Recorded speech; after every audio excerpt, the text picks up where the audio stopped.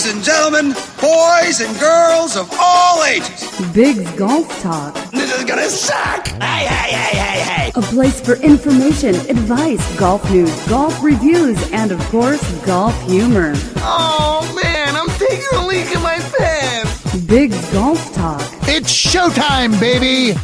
Bigg's Golf Talk is presented by U.S. Golf Challenge with Tito's Vodka. Qualify for the King's Cup today and participate in a local qualifier near you. Don't forget Lake Geneva, Wisconsin. Bigg's Golf Talk will be in person at the 36-hole Tito's Vodka Major Challenge. It's also a qualifier for the King's Cup. 36 holes of golf and, the Tito's that you can drink for $500 for a twosome team of two. That's $250 a piece. And I'll tell you what, for that at Grand Geneva National, that is a steal in golf alone. That's a $100 course that you're going to be golfing in the first place. But, man, everything else to go along with it. And you get to qualify for the King's Cup. So visit usgolfchallenge.com or biggsgolftalk.com to find a local qualifier near you or to sign up for the Tito's 36-hole challenge that will be taking place in August. So we're looking forward to being there. Bigg's Golf Talk is also sponsored in part by ShotScope. Data is power. Encore Golf. Photo Ball Marker. McNally 22. UFO Tour Golf. Ready Putt. And Spider Divot Tools. Connect with us on social media, Facebook, Twitter, Instagram, Golf Ball. Subscribe to us in YouTube, iTunes. We're available in the Google Play Music Store, iHeartRadio, and on Spotify and your Alexa devices as well. Our website, www.biggsgolftalk.com, BIGGS golftalk.com. That is also the website for the giveaways that we are giving away for the month of July. And boy, oh boy, you don't want to miss out on what we're giving away. We're giving away a GPS glove. We're giving away Tech, baby. Rangefinder. Tech rangefinder. And I also posted the product review I did on it. It's great rangefinder at an affordable price, but you have a chance to get it for free. And also, we are giving away personalized golf balls, and we'll have more information on that as well on the website. So, good morning, Amanda, the Golf Diva Robertson. He is the Golf Father, Bill Cuebas. I am Bigg Jon Vic. How's it going, ladies and gentlemen? It's going. How's everybody doing? Doing well, thank you. Doing well. Just enjoying the fun in the sun. It's hot. It is hot right now. It is hot. Keep cool out there. Keep hydrated out there on the golf course. Amanda's on the West Coast. I'm on the East Coast, and Bigg's in the middle of the state. And we all had the same. It's hot. Yes. It's not even hot. I mean, it was 101 at 8:45 last night. Yeah. Wow. So can you imagine that, Biggs? And that's been the typical here. And then they talk this weekend that it's going to be even hotter. Saturday night, Sunday, Monday, the temperatures are going to rise. So I'm like, oh, my goodness, I can't understand how, why, but it's crazy. I know the feeling. Hey, we have a great show in store for you today. Seamus Casey is going to be joining us, and Randy Miller will be joining us, and you don't want to miss the roundtable discussion that Amanda, myself, and Bill Cuebas is going to have to wrap up the first hour. And your Golf Life Report and On Par with Amanda all today on the program. Also, your Bigg's Product of the Week, and you don't want to miss that because it is going to be huge news when it comes to Bigg's Product of the Week. And Billy's just licking his chops right now. I said, look at him. Look at him. He is just drooling right now with Bigg's Product of the Week. That's how good it is. Right, Bill? Yes. I'm super excited. Super. Yes, I have a bib on. That's how excited I am. Something I want to talk about before we get on with the show here is a tour caddy shoots 202 in a U.S. Am qualifier and then gets DQ'd after the event. And I have the official USGA statement regarding this. His disqualification was deemed appropriate as a result of the individual's failure to show consideration for others, deliberately playing away from the hole to run up his score. Now, his playing partner, Christian Fortes, disclosed how the tour caddy started off normal but then quickly went downhill. Here's a statement from the playing partner. After the first 9, he said he wanted to shoot the highest recorded score in USGA history. He just did not care. He was really rude to a lot of the officials, too. Something was off. He would chip shots and scoot his ball around on the tee box just to add strokes, and then he would just pipe a 2-iron down the middle of the fairway, hit it on the green, and then just scoot his ball around again with his putter. He'd be right next to the hole, and then I guess he'd think to himself he didn't have enough strokes, and he hit his ball to the opposite direction of the hole. So this particular person, they didn't know who he was at first by the scorecard, but they did find out his name was to be Trey Billadello. I butchered his last name, Billadello. Trey Billadello, and he has had issues in the past, it appears, that involved a 2014 arrest in Palm Beach, Florida, on charges of first-degree domestic battery by strangulation. Also been accused of cheating the ballot to win by an online commentator in a Caddy for a Day contest for Ken Duke, per Golf Digest reports. And he was also suspended from minor league golf tour for damaging golf course property during one of the events. The way I see this, Amanda and Billy, is he got what he wanted because what? He got press coverage. Mm-hmm. I'm just in awe over these people. I really am. I mean, I just don't even get it. How did he even get into the event if he's had, like, previous, records of, damaging golf courses and suspensions and all of these things? You think that his name would be in the system. Yeah. I don't know. I just think people are nuts. Yep. People are nuts. And that is just, oh my gosh. Can you imagine, like, being paired or partnered up with him? Oh, because it just ruins your concentration. Oh my gosh. There's no recovering from that. I don't care how strong-minded you are. There's no recovering from someone. I mean, especially he's taking it to the next level. Trying to, you'd be like, what are you doing? And your focus would be on him 100% of the day. Yes, I agree. I mean, the guy carries a 2 handicap. Yes. And not only does he carry a 2 handicap, he's Matt Avery's, caddy. He loops for him, on the PGA Tour. So what is that even about? I don't even know. And then his dad, I believe, if I'm not mistaken, his father was like a professional football player.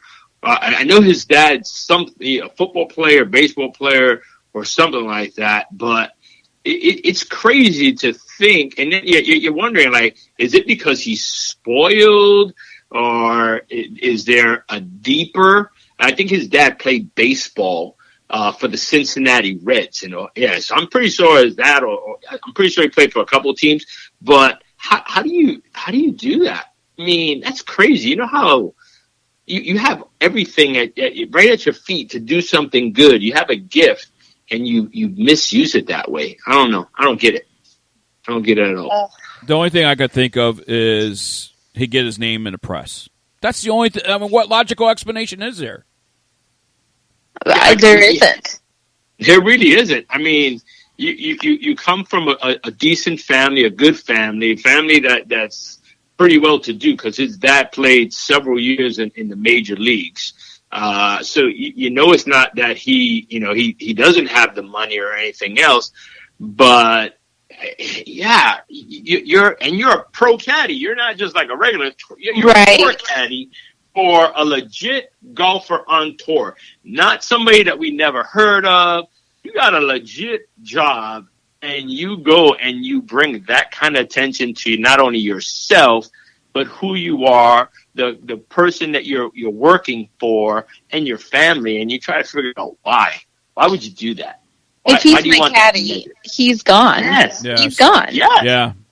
No tolerance for that. I don't care if you thought it was funny or a joke, because that's a reflection on your career as well.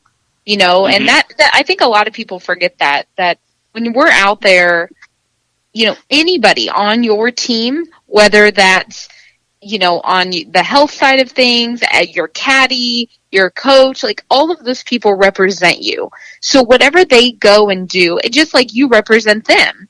So, it is a team effort, but you just can't have people like that on your team. That's just not a good vibe.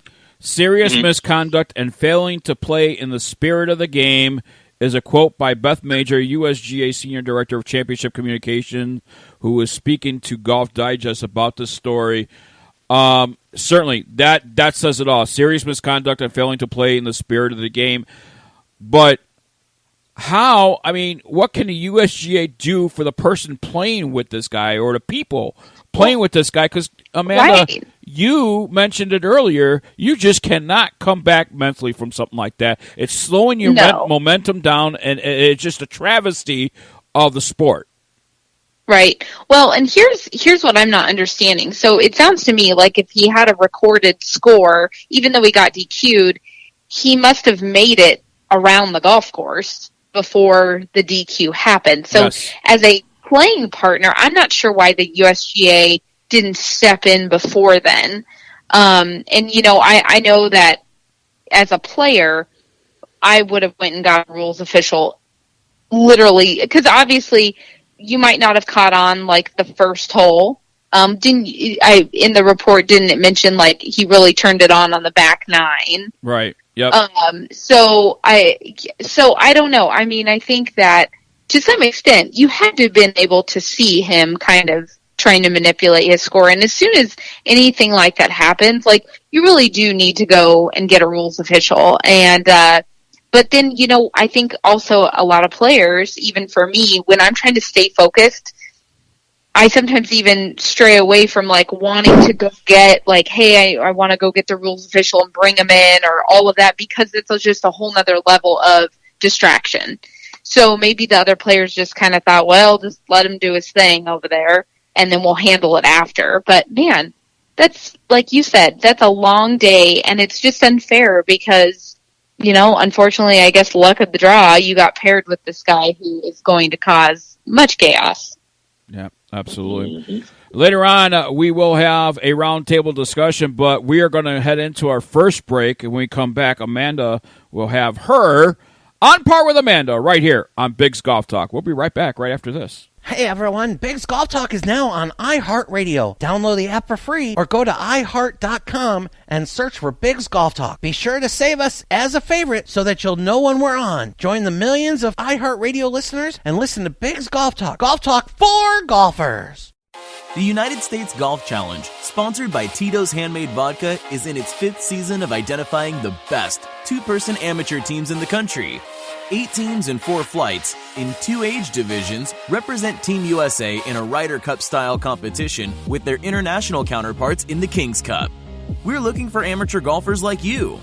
The King's Cup is played in honor of golf's greatest ambassador, Mr. Arnold Palmer, whose honesty, integrity, sportsmanship, and commitment to excellence represent the ideals for which the game of golf is known.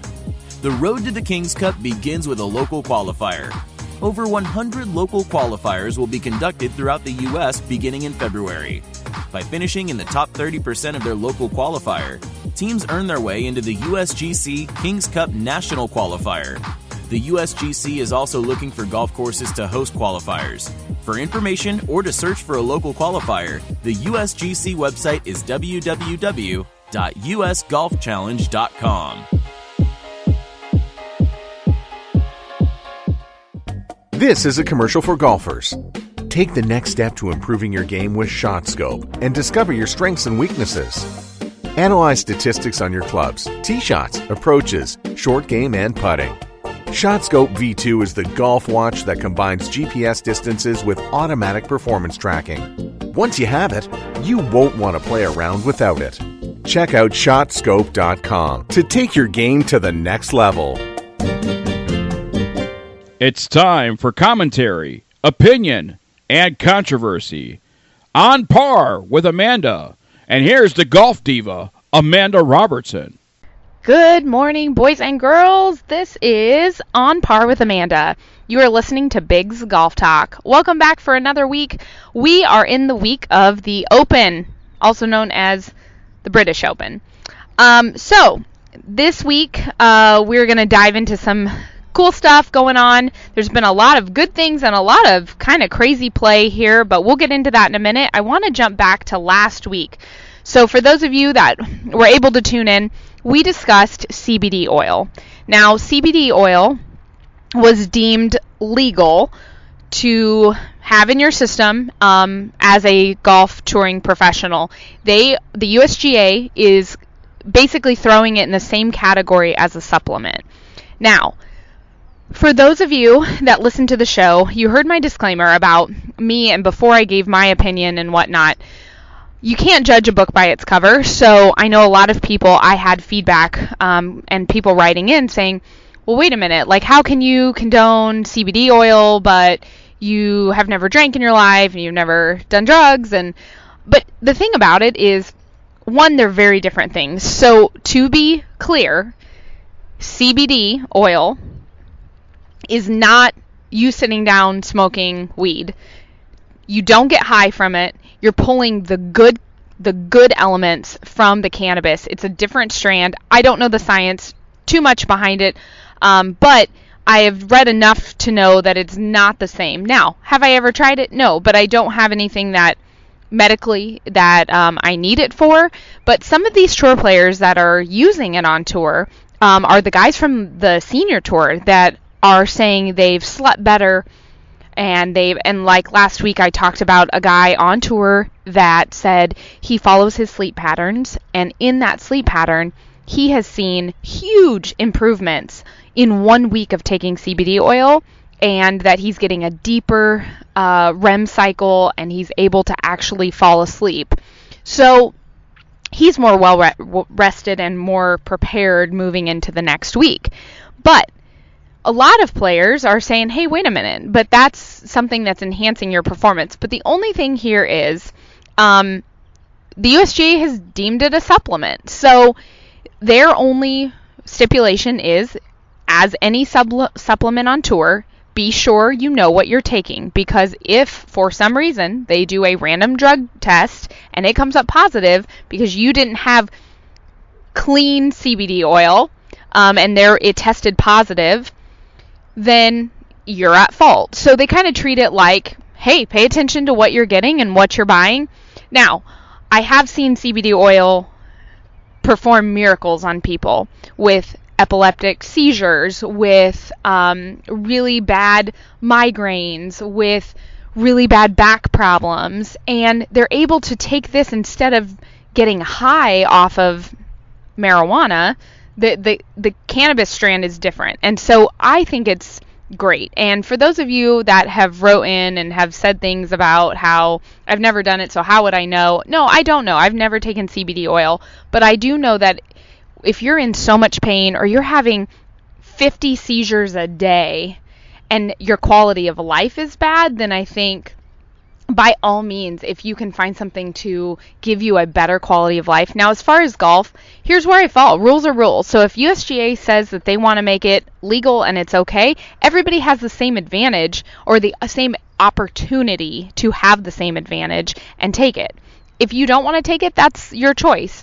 So all in all, I'm really interested to see where this goes in future weeks and to see kind of where, as more and more players tap into this and start to kind of jump on the bandwagon. I think for a lot of players, it's really going to help them with a lot of things. Like I said, just even sleep alone. A lot of people suffer from insomnia and whatnot. And I think it's just something that, if the USGA is okay with it, then we have to be as well. So, moving on to the Open, it's been a crazy start already, and I want to start off by talking a little bit about Graham McDowell. So Graham McDowell, he had a little, I guess, unfortunate incident, you could call it. In the golf world, it's kind of just what we call golf. It happens. So he was right into contention. He had, I think, bogeyed 15 and 17, but he was still right there in the hunt. He'd shot 2 under on the front. So going into 18, he hits a drive off the tee, and it didn't look all that bad. He thought, okay, I'm going to get up there. It's going to be kind of right, just a little bit off to the side. Maybe I hope I have a decent lie. Well, when he gets up there, he can't find his golf ball.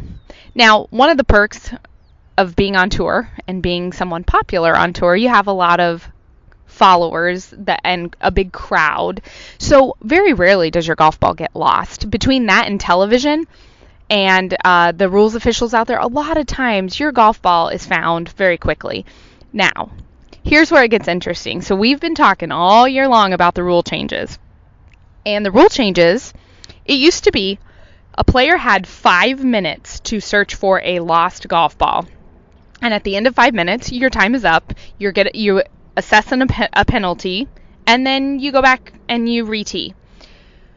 Or you re-hit from the last spot. Now, this rule changed this year in 2019 to 3 minutes. So I thought it was funny. Graham McDowell jokingly said, well, I thought it was a hell of a rule until about 12 minutes ago. So what happened is 3 minutes. He even said, man, that seemed very fast. 3 minutes is very quick. He had about 30 people searching for his golf ball. They couldn't find it.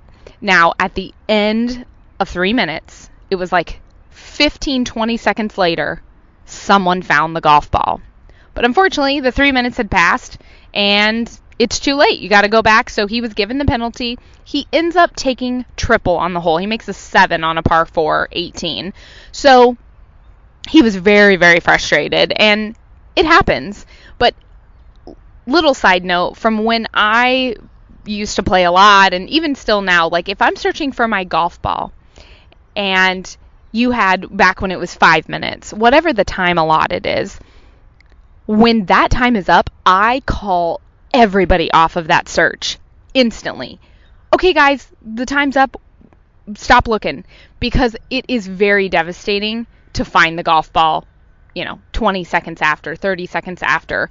I'm like, I don't want to know where it was, because it doesn't matter at that point. And if we were 5 feet off from the right area, that's very, very frustrating. So, of course, this is just something to show that the rules have changed, and what he thought, as you're making rule changes, until you're in that moment, you might have a different stance. So you think, it needs to go down to 3 minutes for the allotted search time, because we don't want to be waiting on those people. But then when you're in it, you're like, oh, shoot, I wish it was 5 minutes. So just kind of something fun, and kind of funny, not really funny for Graham. So he was, in fact, very irritated, and he went over to his golf bag and he let out some frustration, and he kicked his golf bag, and somebody posted it online. They had recorded it, of course, and said, oh, he had a meltdown, and this is where he falls apart. But truth of the matter is, guys, if you play golf, you got to let your frustration out, and I'd rather it be taken out on your golf bag than something destructive on the course or towards someone else. So with that said, just know that the players out here are human, and they're doing their best, and it is very frustrating when unfortunate things happen. But kind of funny about the rule change and how it's presenting itself in a different fashion now. With that said, I want to hear what you guys have to say, and make sure you let me know what you think about Graham. Now, for Rory McIlroy, we heard, so obviously he's had a terrible start to the Open. His first round was just very disappointing for, I think, a lot of people, because he is such a great player, and we've seen him be on both sides of the leaderboard, and so he's always one of my faves, and I think that we want him to play well, obviously. Now, a couple people were not so keen about his round, and which I get it, but so Brandel Chambly, who is a Golf Channel analyst, he had talked about Rory's disappointing round, but I thought this was an interesting quote. He says, "Has a sporting event ever had the wind knocked out of it quicker than this one today? There is nothing new with what we saw today out of Rory. He has had historically a bad run of first rounds. When someone plays poor golf in the beginning of a tournament and then great golf the rest of the way, then it's not something physical and it's not something technical. that they're not putting themselves in the right frame of mind, either begin a golf tournament or to end a golf tournament. So he says, on paper coming in here, Rory was the best player, he continued. I know that what the world rankings say, but when someone consistently performs under expectations, the world is choking. We shy away from it. But now it's 5 years removed from winning a major, and there is a reason why people shied away from picking him this week. And it is because everybody felt like that moment was going to be too big for him. You don't like to be correct in these presumptions, but it played out exactly in that way. So a lot of people, I mean, that's a pretty real, direct approach for analyzing Rory's game. But I can't say I disagree. You know, I love Rory, and I think he has, obviously we've seen him at the top, but he really has just had a run, aka 5 years of just okay play. And I said this a long time ago when he started playing kind of poorly. And I don't know. I'm not in Rory's position, obviously, but I said this and I made a prediction. It seemed to me that when Rory had all of his major wins and he was on that roll and everyone said he was going to be the next Tiger, when he moved into kind of playing so-so golf and not really doing a whole lot, I told everyone, I think that he's lost his fire. He's lost his reason for playing. He's very wealthy, very successful, and it looks to me that he is out there just going through the motions. And when I said that, this was a couple years back, people looked at me like I was nuts. But I really do feel that way. I feel like Rory hit a spot where he just kind of let off the throttle and said, okay, you know, I'm content. Like, let's keep playing golf. I love it. But it looked like a different Rory out there. Now, I don't know. I'm not in his day-to-day golf life and routine.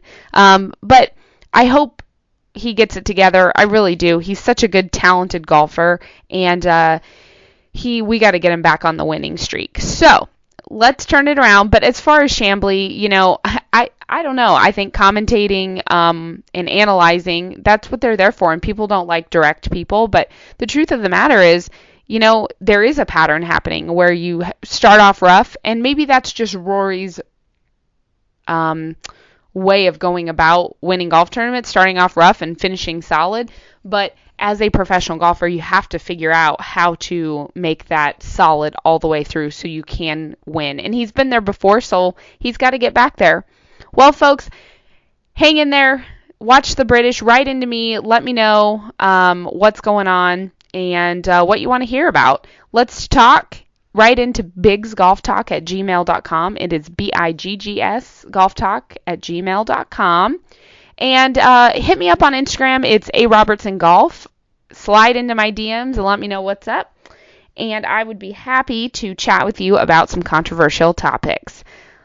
That's it for this week, folks, for On Par with Amanda. And until next time, keep swinging for par.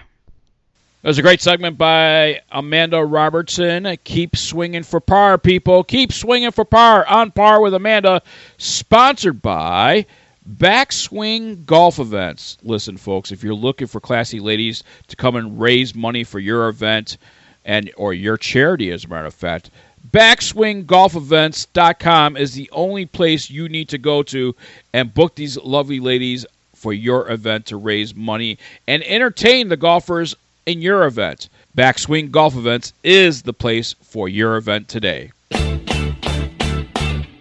Having a corporate or charity golf event? Backswing Golf Events can supply your tournament with personable, professional golfers to entertain and fundraise on the golf course. They can accommodate any size group, whether it be 3 players to 500. They are your team. From range lessons, Beat the Pro, and Pro-Am style roaming, they're making lasting memories one swing at a time. So make sure to check out BackswingGolfEvents.com or call us direct at 661-316-3093 and book your pros now. In the folded flag, we see the heavy price of freedom.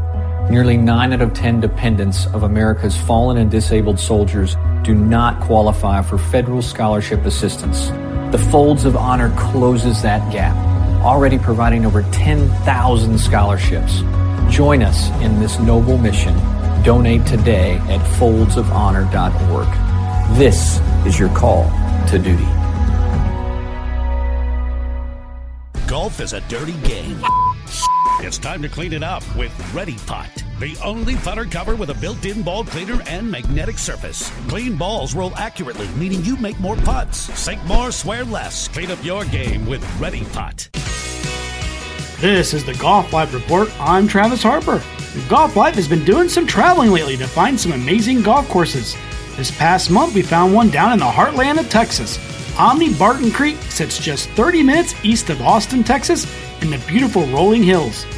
This amazing piece of property features 4 golf courses, amazing cuisine, and even better views. Let's learn more about this great stay-and-play golf destination. We've got 4 championship caliber golf courses, 2 Fazios, a Core Crenshaw, and a Palmer, and 2 of which are right here on the main campus. So as you can see behind me here, this is the 9th hole on the Fazio Foothills course. And Mr. Fazio's done an incredible job using the natural landscape and the limestone cliffs. He's done a great job utilizing the natural contours of hill country. So you'll see a lot of sloping fairways, pitching at different angles, and helping you to get the ball close to some of these very challenging greens. The Core and Crenshaw Cliffside course is, as you stated, it's much more natural use of the rolling hill country terrain. Certainly less dirt was moved, and in true Crenshaw form, very large undulating greens. But he also allows you to play the ball low and to bump the ball into some of the greens, which again makes it very playable and enjoyable. We've got another Fazio, the Fazio Canyons course, and that's located just 2.5 miles just down the road here. Again, just an incredible experience over there. Fazio's done another wonderful job utilizing the natural terrain, and that's probably our most challenging golf course. So the course does have dramatic elevation changes, and it makes for some really interesting shots, specifically some of the holes like 18 and 16 where you hit to fairways that are, hundreds of feet below you. It makes for some very diverse shots and a lot of fun. It is absolutely picturesque, just amazing, oak trees and just beautiful terrain in every direction, especially when you get on top of some of these peaks and vistas and you can see for miles and miles. Just incredible stuff. We basically transformed this property from what it once was, which was a 309-room property, very well known for its golf. Now we're still known for our golf, but this expansion added 180 guest rooms. We increased our dining and restaurant outlets to 7. We expanded our poolscape, added 3 amazing pools, including an infinity edge pool overlooking the Fazio Foothills golf course.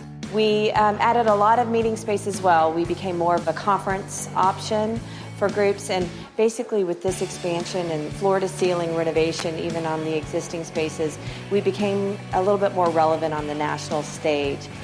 We've got a lot of really great resort programming that appeals to families. And, with golf trending the way it is, where it's more of a family type sport, where it's not just a guy's sport anymore. Girls get out there and play golf with their dads or their moms.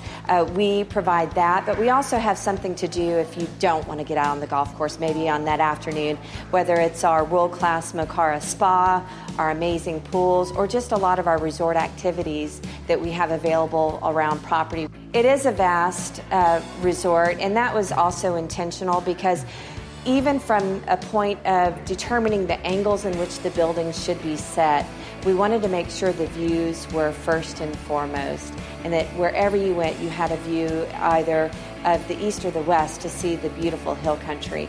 This was a project that is near and dear to me. That's why I came to this resort to see this through, and I couldn't be more proud of how the design brought in the element of our local flavor, which is the hill country.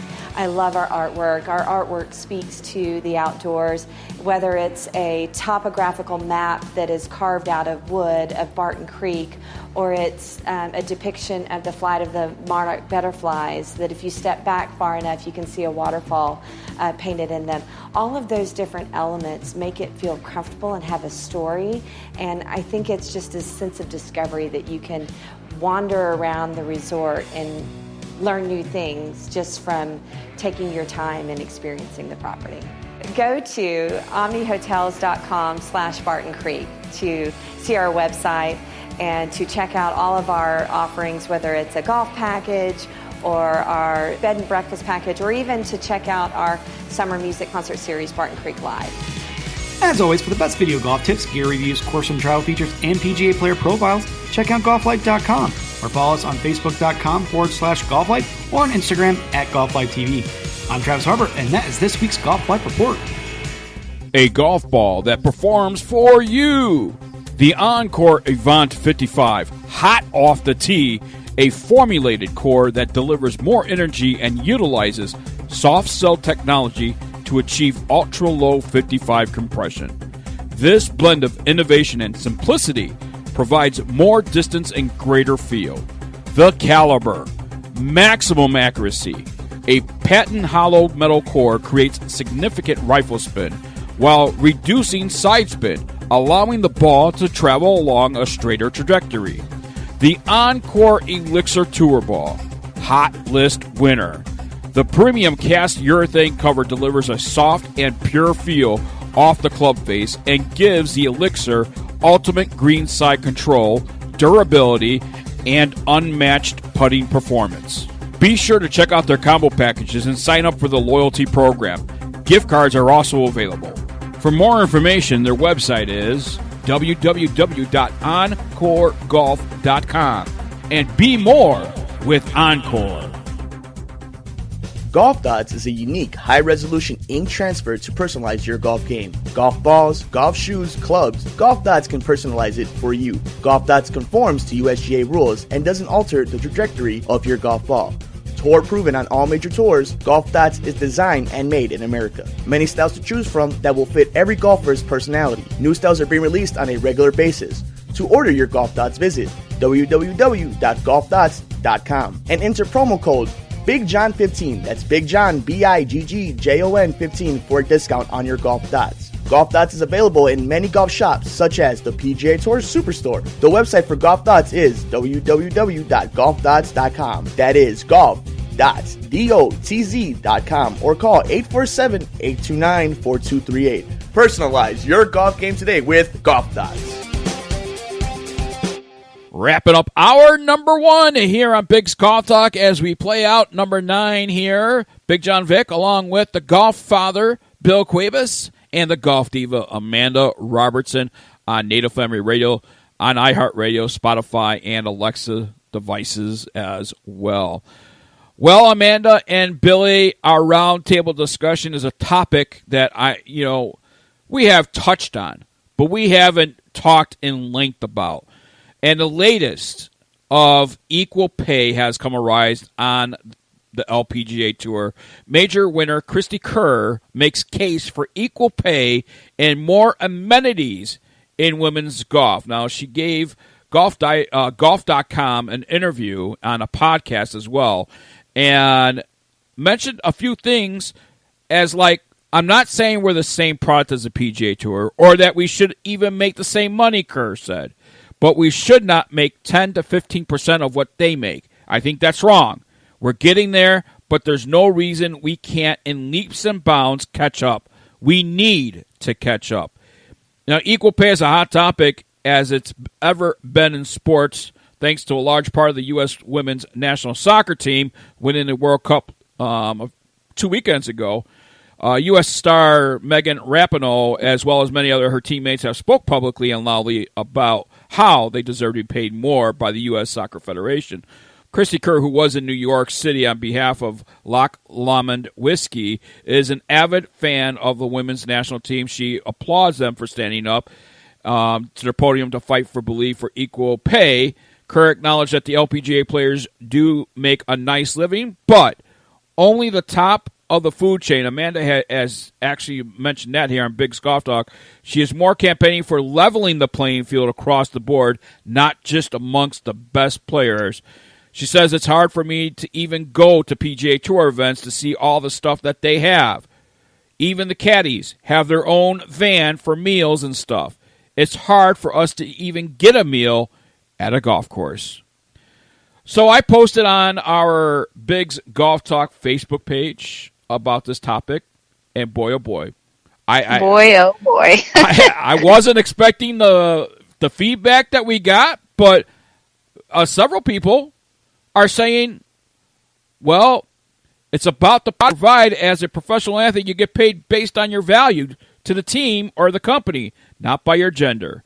4 food trucks serving food next to each other, do they all deserve the same revenue? No. The one with the best food will do the best.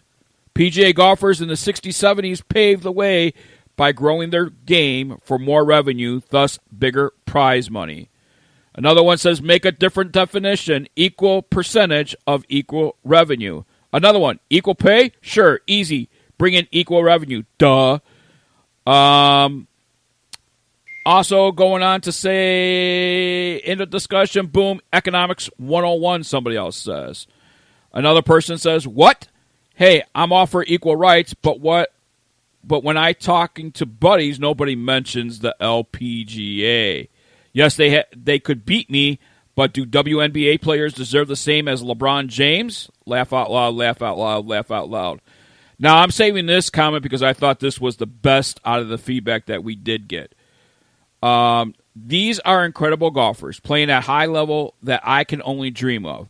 They don't draw eyeballs or advertisers at the same rate as the men. Thus, they don't get paid the same. It's not about their gender. It's about their ability to generate revenues. Now, PC correct, I thought that was the best response out of all of them that we had on Facebook. Amanda, you are very close to this. You are obviously on tour.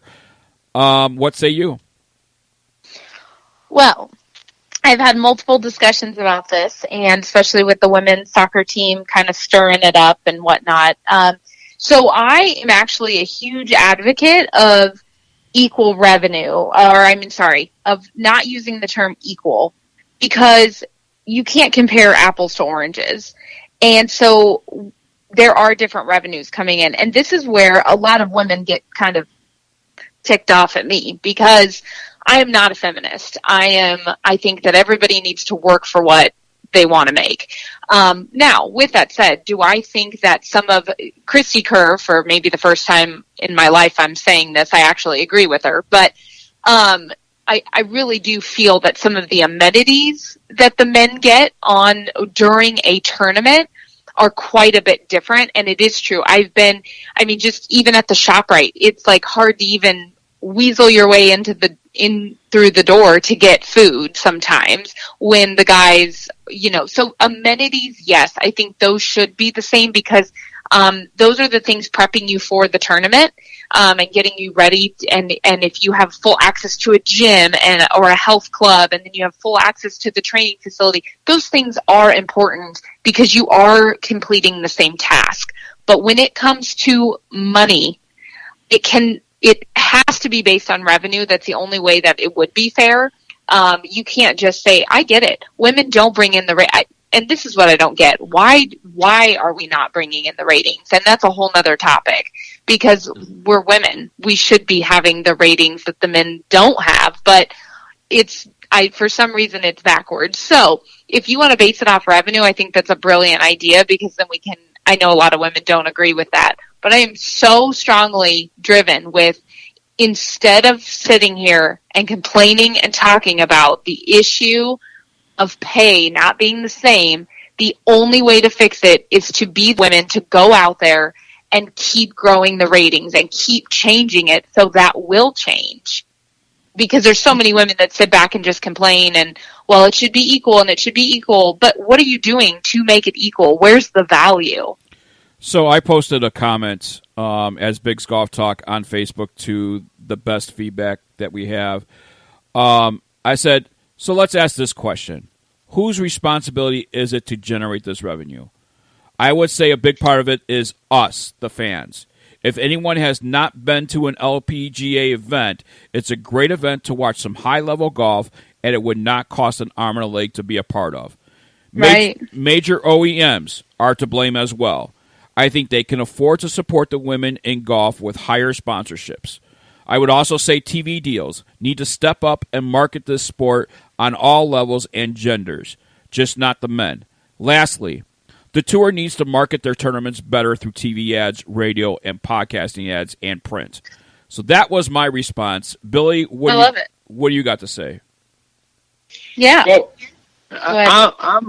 my thing is, I get to travel. I get to do a lot of things. I just finished coming from a Symetra event, and I was lucky enough to chat with a lot of the girls, and I played in the Pro-Am, and so I got to spend a couple of days with them and talk with them, and to have those girls, and here's to put in perspective. We're talking about the stuff that they don't have. These girls said that the way that they were treated at French Lick Resort, which I love, they loved the food they were given, the facilities that they were given, everything that they were given, because they weren't used to it. And I'm looking at it, and I'm like, I've gone to the PGA Tour stuff, and the things that they have in the media center is equal to what they were getting.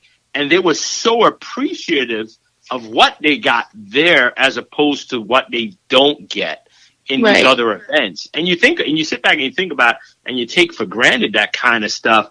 And you have, I don't know, Amanda, is the web.com tour similar to the Symetra tour? Yep, okay, it's kind of like the road to the PGA, just like the road to the LPGA. Look at the money in comparison to what these girls were making. I mean, and now, mind you, French Lick is one of the top 3 events. It is. All of Symetra. And the winner that would win, I believe it was $30,000 that the winner was going to get. That one win would not cover all the expenses to enter all the events throughout the year. Oh, definitely not. You know what I mean? So I'm sorry. No, that's the issue, though. It is very top heavy. But yeah, like you said, even one win isn't covering, not even close to what if you were playing full-time Symetra. I just had this discussion as I'm kind of winding down my career and whatnot. I thought, okay, well, if I go to Q school this year and let's say I make it to second stage, third stage, and I have full Symetra status, somebody asked me, are you going to go play Symetra? And I said, no, because the money that I would spend to go chase Symetra Tour on the road, and I've done it before, it's definitely not worth it, as sad as it is to say, unless you're winning every single event or coming in the top 2. And at that point, you're probably gonna Monday anyway into an LPGA event if you're playing that hot. So it's one of those things where it's definitely not equivalent, like you said, with the amenities, the food, the things like that, and that's where that needs to definitely be bumped up. But the apples to oranges thing, it's just like, so the women's soccer team, they play not as many games as the men. They've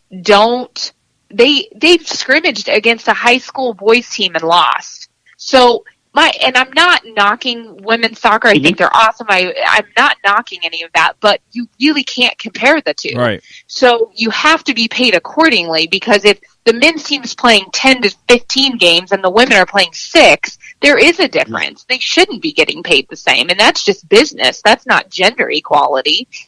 Yeah. So so I definitely see both sides of it, but I think as far as the women, yes, we need more people to come and support and help promote it, and the women need to do more. We need to do more on our part to get those ratings. Well, here's the other thing. You mentioned some earlier, Billy, about what formerly was Web.com is now the Korn Ferry Tour. But that's the thing. Still on the Korn Ferry Tour, they have a better financial stable situation even on that lower tour on the way to the PGA Tour than the Symetra Tour, who is equally to the the Korn Ferry Tour making that road to the LPGA. So the Symetra Tour is pretty much the last stop before you earn that LPGA card. The Korn Ferry Tour is that last stop before you earn that PGA Tour. Why, even under the Korn Ferry Tour, they're making more money than the LPGA Tour. Yeah. It's crazy. And I'm sorry, I don't see a whole lot of events running those tours. Right. Because I don't see the Korn Ferry Tour on TV a whole lot. Is there? Yeah. I don't know. Now, there is some good news, right, guys? There is a story that has come out, so there is steps being taken. And I don't know if, Amanda, you want to touch on that story, or Bill wants to touch on that story? Yeah, I think mine had to do with Symetra and the Symetra Tour. So the Downey Classic, which is being played this weekend, their purse increased. I got an email stating, "Hey guys, the purse increased this week for the entire purse," and it was quite substantial. And we got a notification because it went up $25,000, which in turn isn't a ton, but it is something, and it does help.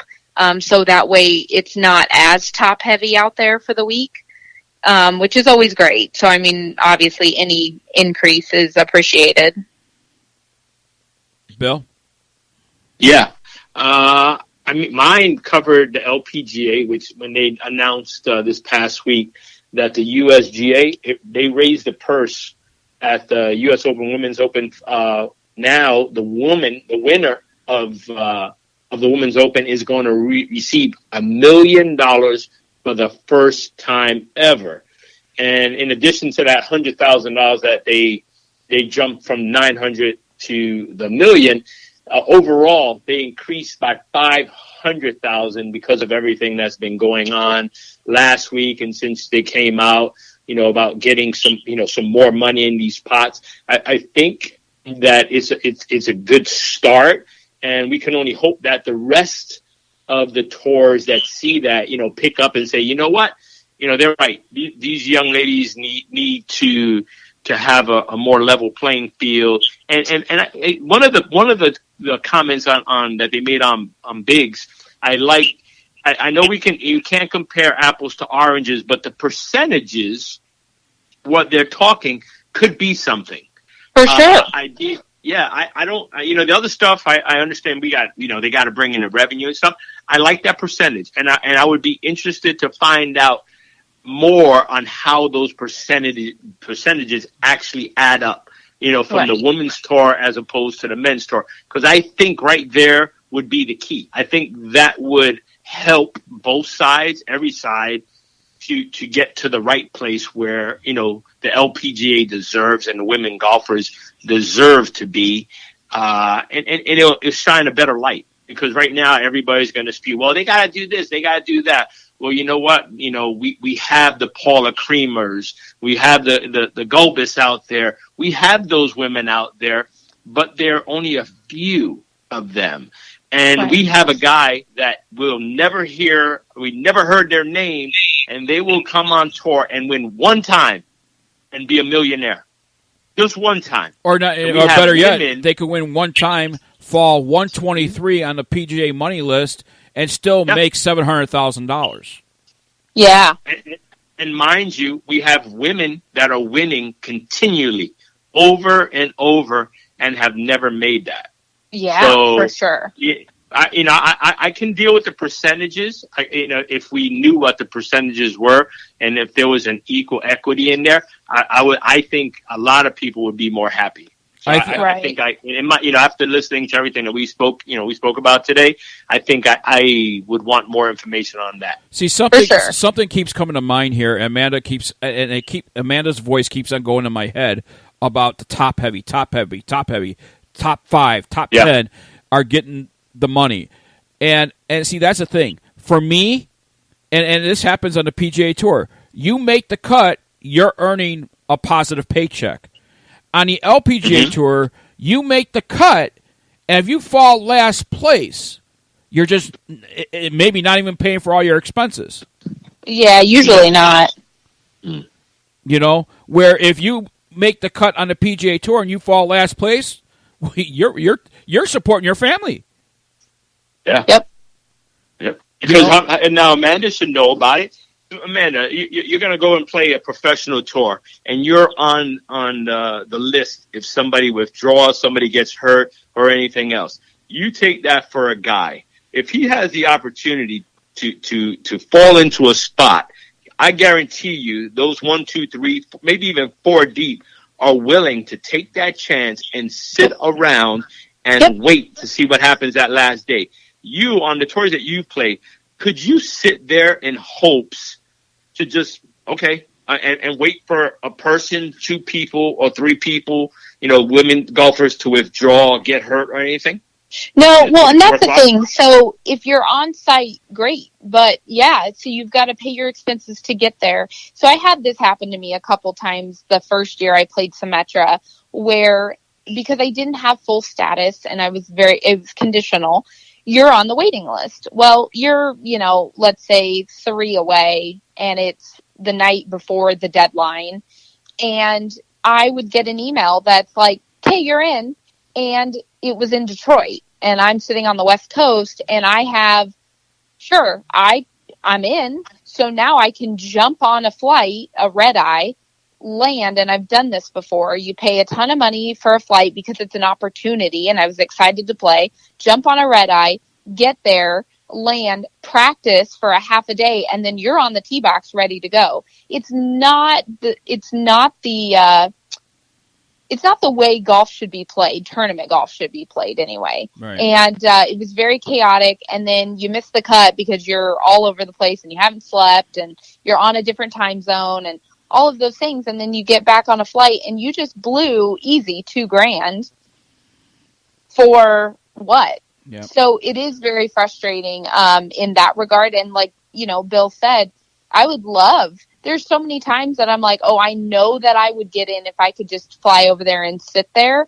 But like, is that worth the money to do that? So as a fan of the LPGA, I'm a huge fan of the LPGA and of female golf, period. It's up to us as fans. If you enjoy watching top-level golf in the female form, then we need to support it by attending the events, by supporting merchandise sales, by supporting, watching giving them ratings on TV. It's up to us to do that. It's also up to the OEMs to step up with higher sponsorships. It's up to the tour itself to market these girls the proper way, giving them more marketing, giving them more notoriety. On that note, I think we're all on the same page on this roundtable discussion. The LPGA players, the Symetra Tour ladies, female golfers all around, let's give them a reason for these young girls to strive for a career by making sure that they receive equal pay. Amanda, thank you for joining us to talk about this important event. I know you got to get on a flight and everything else, so you won't be joining us for the second hour. And good luck. Thank you. I know you're getting ready and doing your thing, so we wish you nothing but the best of luck. But when Billy and I return, we're going to be talking with a young man, 15-year-old, Seamus Casey, on his support for the Folds of Honor. We'll be right back right after this.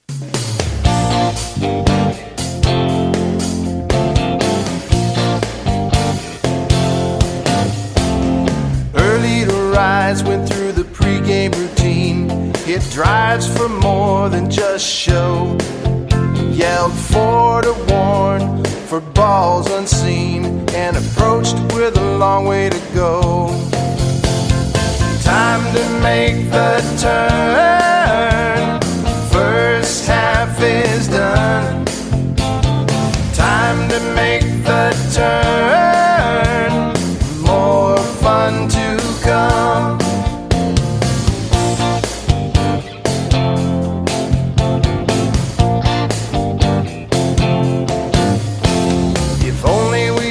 More gizmos and gadgets, we might not have been sat in the sand. The cart girls' drinks strained our budgets, but we got a birdie in the hand. Time to make make the turn. First half is done. Time to make the turn. More fun to come, yeah.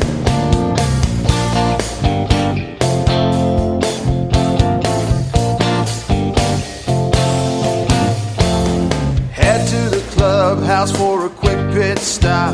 Add up damage from the front nine. Get food and drink, and we're not talking pop. Head out knowing the back will be fine.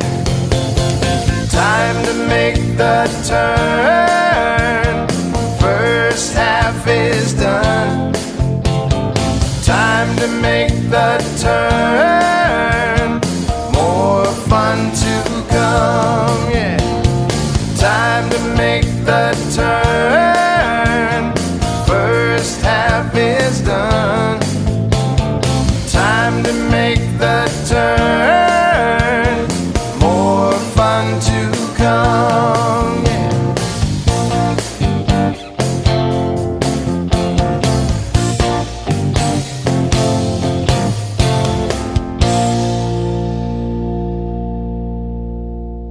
Still using an old golf GPS watch? It's time to upgrade to ShotScope.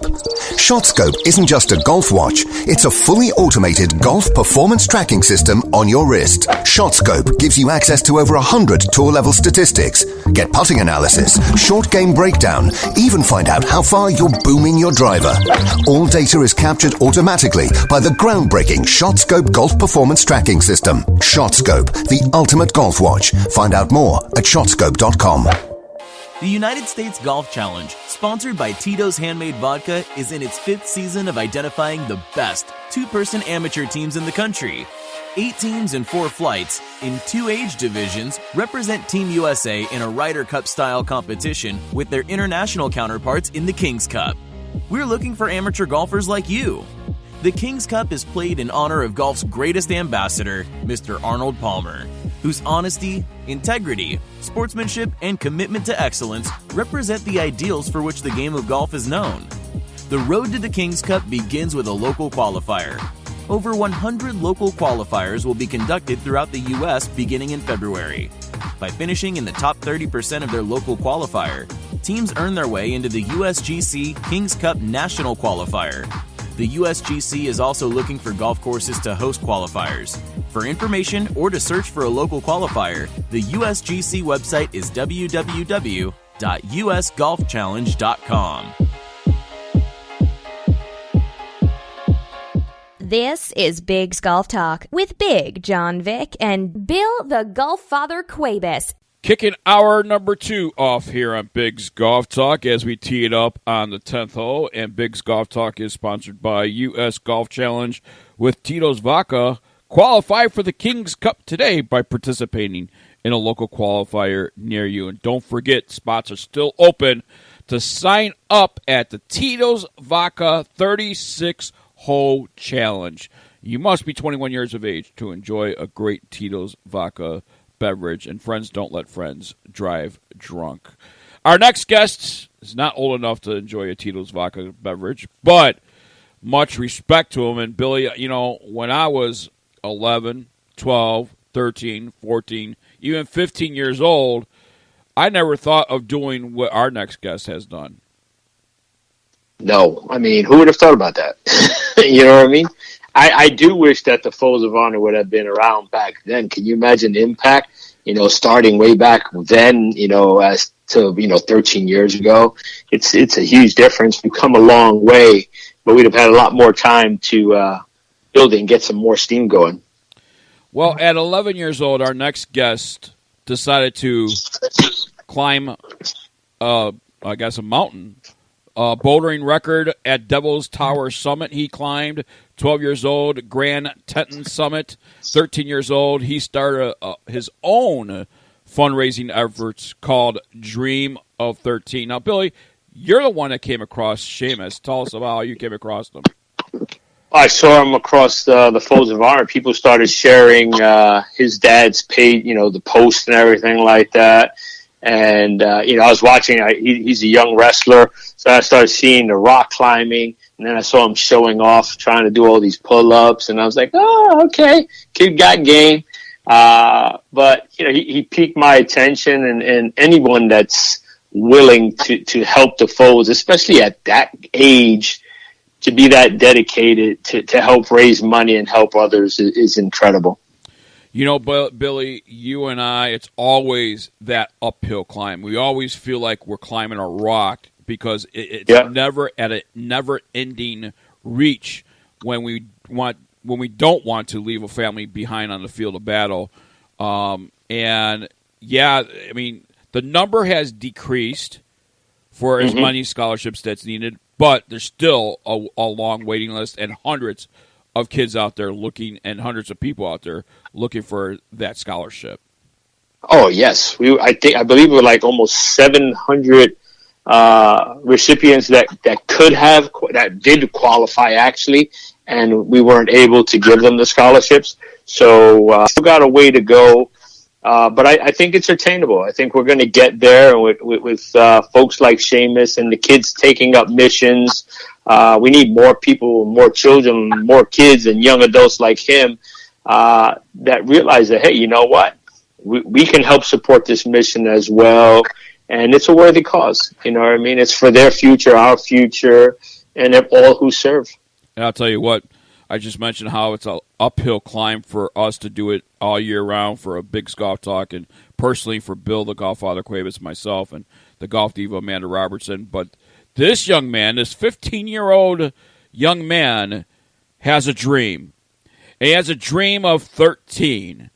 Let's bring him in right now. Seamus Casey here on BiGGs Golf Talk. Seamus, 15 years old right now, started fundraising for the Folds of Honor at the age 13. At what point, because according to the website, you started this rock climbing at the age of 11 pretty much. At what point did you know what, I want to turn this into a fundraising effort? Well, I started climbing when I was 10 years old, just at my local recreation center. And by 11, I had gotten a lot better at it and had climbed Devil's Tower for the first time, which is our nation's first national monument. And then when I was 12, I climbed the Grand Teton and received some local and national publicity for this. And people started to wonder what I was going to do next. So when I was 13, I decided to create this climbing triathlon. And when I came up with the idea, it was my dad who said that I should find a worthy and noble cause to raise money for with this climbing event. And you chose Folds of Honor. What made you choose Folds of Honor? I was watching Fox and Friends one morning, and Major Dan was on, and he was doing a stand for 13 minutes event, and that kind of, I don't know, it really appealed to me because I was 13 at the time, and he talked about the symbolism and the importance of the number 13 with the 13 folds in the folded flag that are given to the families of the deceased soldiers, and how much that number meant to him. And then I heard him talk about what the foundation did, supporting the families, and I'd never really thought of that side of it. There's many incredible foundations out there that help our soldiers. Either they come back disabled or with PTSD, and but I'd never seen anything quite like Folds, which is helping the families, which is really what they care about, is they want their families to be taken care of. And I just couldn't imagine what my life would be like without my mom or dad there supporting me. So I was called to serve for them immediately. Wow, that's very admirable, Billy. I want to run down a timeline. So so Seamus, you're 15 now, right? Currently. Yes, sir. Yep. Billy, at the age of 13, what were you doing at the age of 13? I can't talk about it on there, but 13 years old. Yeah, but think of the significance of that. All I kept thinking about was the synchronicity in the number 13. 13 is looked upon as that unlucky 13, and while we look at it as lucky 13, Seamus was 13. He sees, in Fox and Friends, and sees Major Dan talking about the 13 folds of the flag. 13 is one of my favorite numbers. I have my tattoo of 13 and what it stands for. And when we look at stuff like that, to see Seamus at that age of 13, noticing and seeing it, just watching TV and joining part of the mission. And ideally, his dad didn't tell him what to do. His dad suggested, okay, now you're going to do this. Why don't you go and pick a cause? So everything happens for a reason, and there's certain time frames, why to do it, how to do it. And I just think it all comes full circle for the Folds of Honor. A lot of the people we've met have similar stories, right place, right time. He happened to be watching TV after his dad told him to pick a worthy cause. And, I think it's a good thing that we're all together. It brought us all here together. Well, you know what I mean? So it's a good thing. Let me run down a timeline here for you at the age of 13 and what this young man did within that year and when he developed Dreams of 13. So from July 19th through the 21st in 2017, when he was 13 years old, he attempted to break his own bouldering record, ride a bike. Kids love riding bikes, right? Yep. 65 miles down Devil's Tower. Climbs 867 feet to the summit of Devil's Tower National Monument. How about that? I mean, just those three things. I never even thought of doing at the age of 18. Not to mention 13 years of age. No, not at all. And if you read when he shattered the record, how much he shattered that record by, right? Did you? I don't know if you got to read that part. Well, I'll give you the number. It was 13 minutes faster than his last record. Yeah. You see where the 13 continually comes in. Yes. It's a very powerful, impactful number, and we all come together. We all have that dream of 13 for whatever reason it is. We all have our different stories, but it all brings us to full circle where we join together, and we all have that same mission. We want to raise money, we want to raise awareness, and that's exactly how he's doing. He's raising awareness because he's getting attention from a 13-year-old doing all the things that he's doing. And here he is 2 years later, still doing it, still trying to find new ways to help raise money and get get one of those 700 people that didn't get a scholarship last year to get it this year. And we're well on our way. And I think this year, I don't know if we're going to be at zero, but I think we're not going to be anywhere near 700 this year that we have to turn away. I'll tell you what, man, that 65 miles, he did it in 90-degree plus temperatures. It's incredible. It is incredible. It is totally incredible. You did this at the age 13, and you continue to fundraise, Seamus. What is next for you for Dream of 13? Since my Dream of 13, a lot actually took place. My principal nominated me for what's called the Prudential Spirited Community Award, which honors 2 youth volunteers from each state, and I got to go out to Washington, D.C. and celebrate that. And there I got to lay a wreath at the Tomb of the Unknown Soldier, and that kind of solidified my dream to, keep helping Folds of Honor and keep raising funds for them. And then after that, I spoke at the opening night of the Folds of Honor Patriot Cup. And after that, I was at about $40,000 raised. And I've just recently I did a climb where I climbed Devil's Tower twice in one day. And I'm at $56,000 now. And this October, at the Chicago Folds of Honor Gala, an artist named Gabriel Kreck did a painting of me that was taken by my climbing guide on the Dream of 13, just below the summit of Devil's Tower, and it'll be auctioned off there. So Wow. And it's a really, really, really, really awesome painting. I saw that. I'm looking at that. It's just, wow. That is incredible. Yeah. There's a lot, I've seen the pictures of him climbing. The photographer, posted on his dad's stuff and tagged him. So I got to see a lot of the great pictures that she got to take of you. It almost actually looked like she was climbing with you, even though she said, no, she's not going to do it.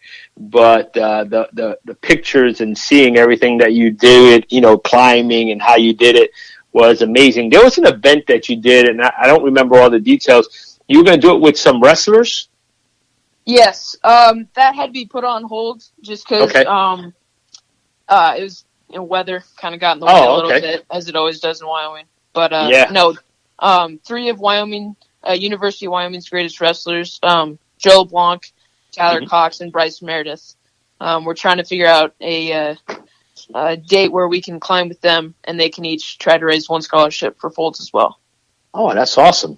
You got to keep us updated on that so we can spread the word when that happens. You know what I mean? So that'll be really good to put focus on it. Because I remember we had talked about it, but I didn't know if it had happened or not. So I'll keep an eye out for that. Biggs, we need to know how people can find out information. There's a lot of questions. What's next? I guess you could tell us what's next for you. And then where can people find out? Where can people donate? Direct them to where you want them to go to find out more about Seamus. All my information's on my website, SeamusCasey.org, and that's spelled SeamusCasey. And up next right now, it's just kind of been traveling and speaking and the painting and getting closer and closer to reaching my goal. There's some other really exciting stuff that I can't talk about just yet coming out in November. Okay. But I'll let you guys know when I can fully tell you all what's going on with that.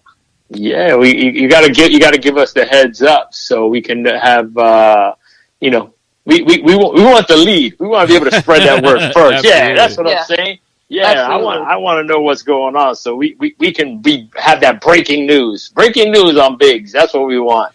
So that'll be awesome. We'll be looking forward for that. Okay, how can people find out more about you? Tell them what pages you have. I don't know. I know I follow your dad on Facebook. I don't know if you're on that, but I do have your main page. But share it with our listeners. I'm on Instagram and Twitter.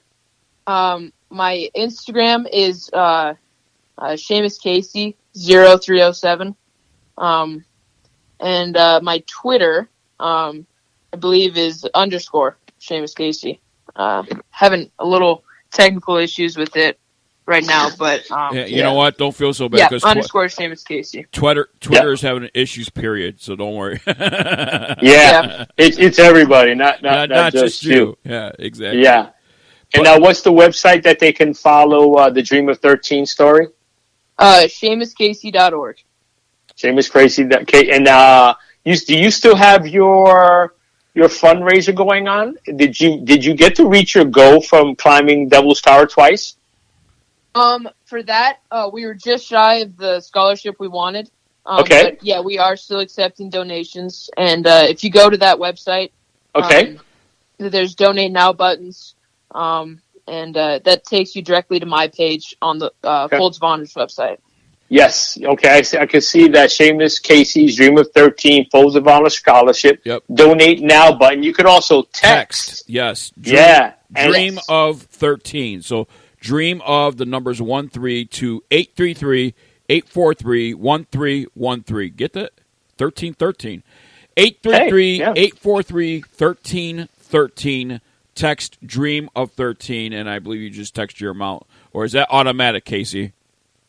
I'm not completely aware of that. We had some issues with it in the past. But I know that the Donate Now button works, and that is probably the most effective way to do that. And you know what? A lot of people, they could help him by spreading the word. Let other people know what Seamus is doing. He also has a Join the Team button for those that, didn't know how to start and see what he's doing and maybe want to join him in raising money for the folks. So he does have, be part of his team, donate. There's a lot of ways to help out. Yep, absolutely. So I got to ask you, are you a golfer too? I just started golfing this year. Quit football, started playing golf, and I love it. I got to golf down at the first Folds of Honor Air Force Academy Memorial, and not that great yet, but I love it. You know what? That's I'll tell you what, Seamus, you could be on our team anytime. Yes. We could use you. Really appreciate that. Thank you. Yes, absolutely. Absolutely. I'll tell you what, Bill, this young man is just an incredible young man. Like I said, he has done so much and probably more than I could ever do in my whole 51 years I've been on this earth. It's incredible what he's doing, and I see a lot more coming from him. He started young, speaks volumes of his parents. I had the privilege of meeting his dad, amazing man, and you can tell, that he's done right by Seamus. He's always supporting him in what he's doing, and he keeps him focused. And you don't see that a lot anymore in today's busy world. So kudos to his parents, and we look forward to seeing what's next from Seamus. We're going to be following him. Absolutely. And Seamus, I hope one day that we get to shake your hand and meet you in person. And my friend, I'll tell you what, I want your autograph because one day you're going to become just that famous guy. And let me ask you this for your final question before we let you go, Seamus. What's the message you want people to know out there of what you're doing and why you're doing it?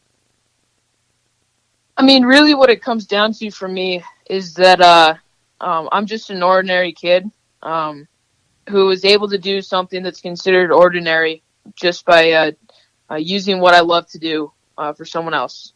Just like what you guys are doing with your love of golf, spreading the words about Folds of Honor, and anybody can do it. It doesn't have to be Folds of Honor. It can be any worthy cause that you feel moved and compelled to help. You can take your passion, whatever that might be, and help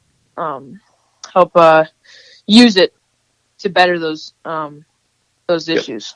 Absolutely. Thank you, Seamus, for coming on here and spreading what you're doing. And we certainly send the utmost respect to you and wish you nothing but the best of luck. Anything we could do here to promote whatever you have going on, all you have to do is contact the GolFFather, and boom, you're on the show no matter what.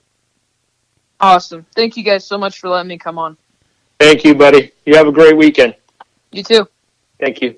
SeamusCasey.org is the website, again, to see what is going on and to donate and help him reach that dream of 13. More Bigg's Golf Talk coming your way right after this. Have you ever seen a tour pro line up a putt with a dirty ball? No way.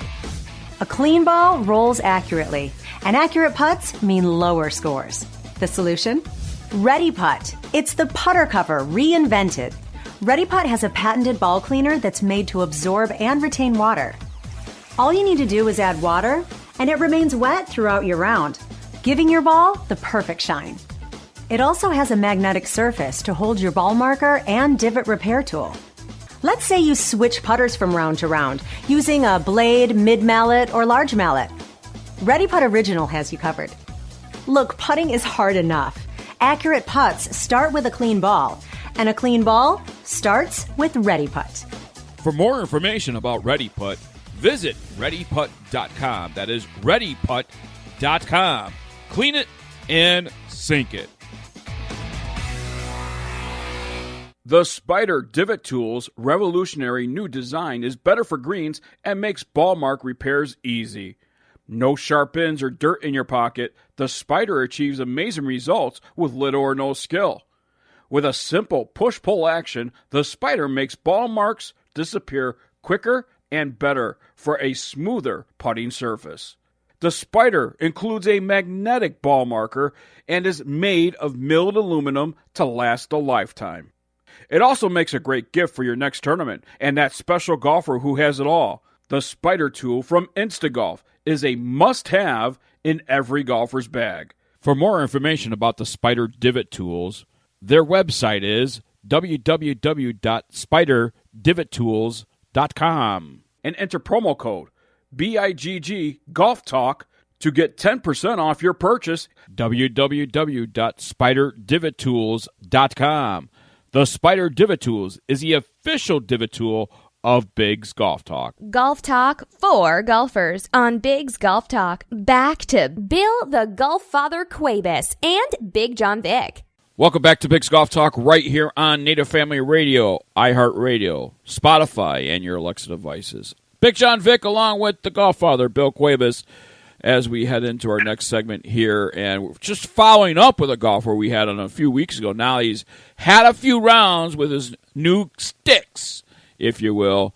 If you remember Randy Miller was on the show with us and talking about the GolfTec fitting process that he went through, and how at first he was skeptical, then he went through the process, and then we went through the process of getting his new sticks. And Billy, you've been through the process. We've been through went through fitting processes all over the place, but now you actually got invited out to be golfing with Randy and seen firsthand how the fitting process has changed his game. Yeah, it's been great. Following Randy, we golfed before GolfTec. We went to GolfTec together. I saw the process of GolfTec and everything that it had to, to offer him. He took their advice. He went and got the clubs that he was fitted for, and now he's had a couple of rounds. And I've been lucky enough to witness the changes on how Randy's game has progressed, and I wanted him on our show so he could share with the people what he's experiencing and what's going along in his game since the change. So back with us here on the phone line is Randy Miller, just a golfer, and went to GolfTec, get that fitting process, and now playing with some new sticks. And Randy, sounds like you're happy with your game now. Yeah, it's definitely made a difference, to say the least. I don't know if my game is any better, but the shots are definitely way different than they were, to say the least. Well, the way I look at it, Biggs, if you shoot in the 90s consistently with your old stuff and 100 and stuff like that, and your very first round out with your new sticks, you shoot an 85, and then you keep going, and where you were hitting at 100 yards out, you were hitting a pitching wedge, and now you're hitting a sand wedge over 100 yards over the green. Your ball flight has gone from, say, an apex of 50 to 60 feet up to maybe 90, 100 plus on the apex. And I think that's pretty good. And, from a driver, from hitting it next to us to hitting it about, I think one of the shots that we measured about 250, 260 without even, and that's on a bad hit. So I'm thinking I'm going to be a little bit more I think he's doing really well with the sticks, Biggs. I think he's being a little modest because he's still not used to it. He hasn't dialed in the clubs, which you can't expect in 2 rounds. Right. We can't have that. And mentally, we all know that you have that muscle memory and everything else. His brain is not ready for what he's able to do. But even his chipping, watching him play, and the excitement is amazing. Because, before all we heard was, I might be in next week. I mean, I'm golfing Monday. I'm golfing, I'm going to do this. I'm going to go golf. So to see when you have the right tools and you're doing things that you had no idea that you can do by simply just nice and easy, and he knows it. He's just playing, and I want him to tell us how it feels, he's learned. It's like golf is all brand new to him from my outside. But I want to know, how are you feeling? How does it feel to do things that you had no idea you could do? Because it's like I'm a whole different golfer all of a sudden. It's crazy. I went from not being able to reach greens, not being able to hit shots, to all of a sudden now I'm like, oh my God, that's like 15 yards over the green with one club less than I would normally hit short. So yes, it's insane. It's just comical almost right now, and my head has exploded this weekend. It did, and I mean, I seen him Biggs this past weekend. That happened. He hit his 3-wood, his new 3-wood. He hit that as long as his old driver. Right. And Biggs, the apex that he's hitting his driver and that 3-wood. it's like, honestly, it's like going to watch the LPGA girls go over there and smash that ball and look at it like twice the size goes past your ball. That's what it's like. He's not Dustin Johnson, but he is pounding it. And, I see the scores. I don't think there is no way that he won't break 80. I don't think it's not. I was going to ask that is, Randy, do you think you can break 80 before season's in? For the first time ever, I think I definitely have a chance. I think when I get used to these clubs, it's like Bill just said, I'm used to hitting my pitching wedge was like a 100-yard club. Yeah, and now I'll hit 120, 125 all day long now. It's crazy. So it's like I'm still missing, but I'm missing in a way better way.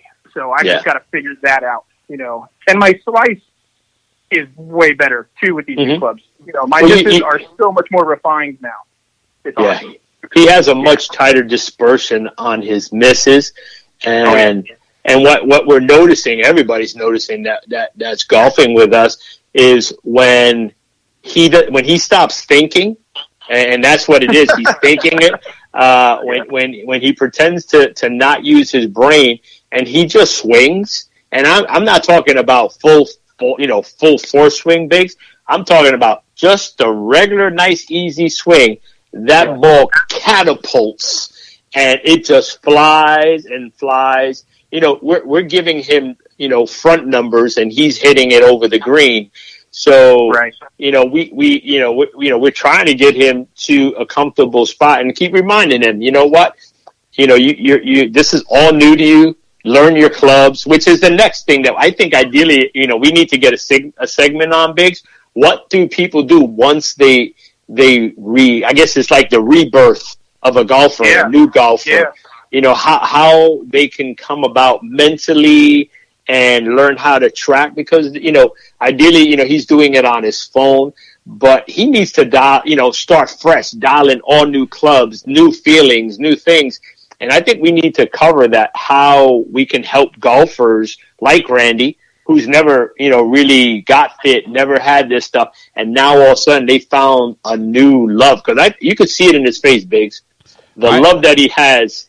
I think it's like a whole new game. Yeah, I think what you probably need to do is go to our good friends at Go To Yardage for one of those books and maybe put some notations down. Carry that in your golf bag for a while and make some notations on what your shots are doing. Whether it be you make a notation, all right, my 9-iron just went 15 yards at this yardage, and kind of do some math at home.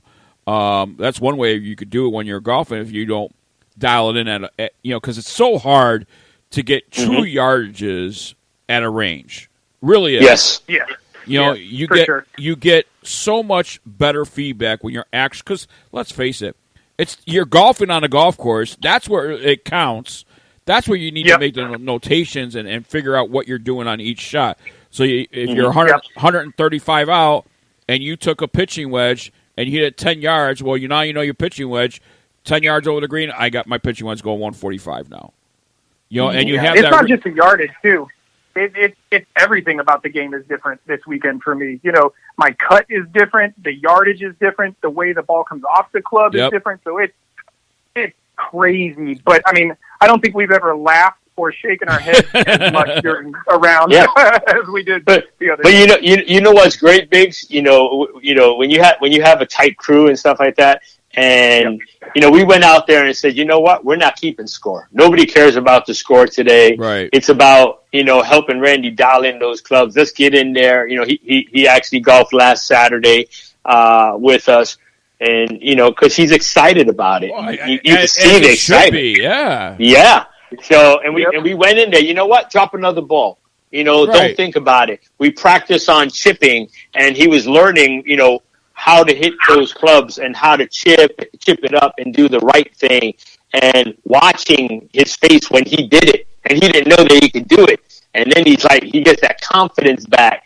And then you can tell when he gets a little bit too confident, and then boom, reality sets in. And then we're like, you know what? Even the pros have a messed up shot. So overall, it's a good thing watching, being part of the whole journey, because I get to see it from different eyes. You know what I mean? And that's what I wanted to cover, for Bigg's Golf Talk and for golfball.com.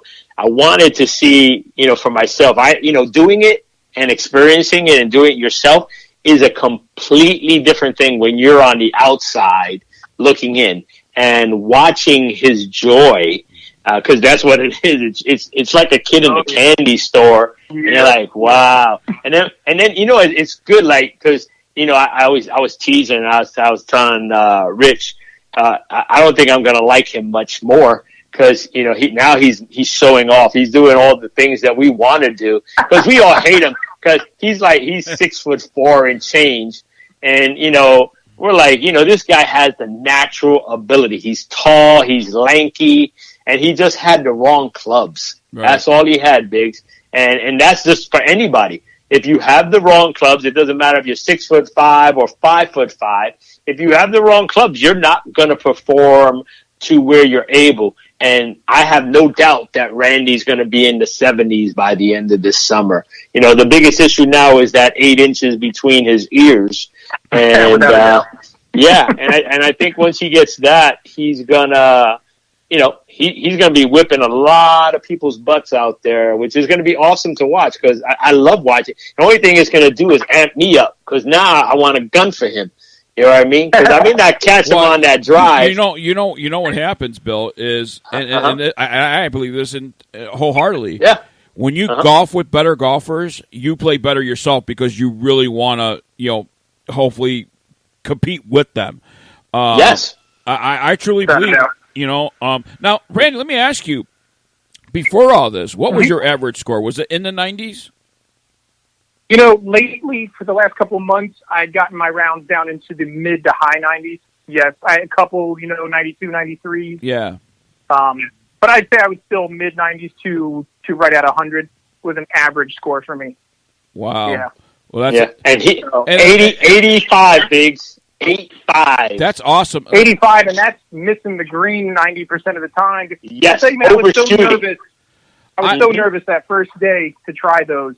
And then that first shot, I hit that good drive, and then I stepped up with a pitching wedge thinking, okay, I'm going to see if I can do this. And, it was ridiculous how far past the green it went. It was. I started shaking my head. we all shook our heads. I was like, what did I do? Why did I give myself such a handicap? Now, since you've been fitted, I'm going to ask you this, because I'm sure guys are wondering this as well. The result of a lower score, have you gotten any lessons from the time that you were fitted to the time that you are experiencing these lower scores? No, just what me and Bill talk about, together. Yep. He gave me a little pointer here. I have a little question there. Be careful getting that information from Bill, because he can hurt you. Yeah, but not no more. And now I'm gonna have to start giving him bad information. Yeah, exactly. But the information that he's asking for, Biggs, ideally is what we all want. We all suffer. Regular golfers suffer from alignment, right? And ideally, because he's half inch longer, 2 degrees high, he had to make that adjustment of actually moving closer to the ball, and he went from toe hit to smash factor, and he's not used to it. So sometimes when he's looking down at those clubs, he's like, what am I doing? And I just reassure him of what he's what he's doing, and he's looking back for us to tell him, he's doing something wrong. But what's wrong in his mind is right in ours. So it's just a transition from going into that, okay, oh my God, I know I'm not lined up right, to, oh my God, I just crushed that ball and I thought I was wrong. And soon enough, his body and his mind is going to accept that change. Right. And he's going to be, I mean, yeah, we're going to have to be gunning for him because, he's lighting the fire already, and we're seeing the capability that he has, and we're taking notice. Okay. I just wanted to know. So we're wrapping it up here. A few minutes left here. One thing I wanted to touch with Randy here. Randy, now you have been through the process fully. Now you have your clubs. You have those fitted clubs. Not a lesson since you've been fitted, except for what your buddy has given information for you, which could be troublesome itself. But besides that, what would you tell the golfer out there when it comes to being fit for the proper clubs? I would just tell them to go do it. I mean, without a doubt, this is probably the most exciting golf thing that's happened to me in 20 years. You know, I never in my life thought I would hit the ball as far or effortlessly as I have since I got these new clubs last week. You know, so where I was nervous after the fitting, thinking, okay, whatever, I'm going to get these new clubs and it's going to be just like the old ones. Shadow of a doubt, it's totally different. You know, anything over 150 yards, I had to hit a hybrid, and I'm pounding my 7-iron, 160, 165 Saturday, you know, just effortlessly. It was insane.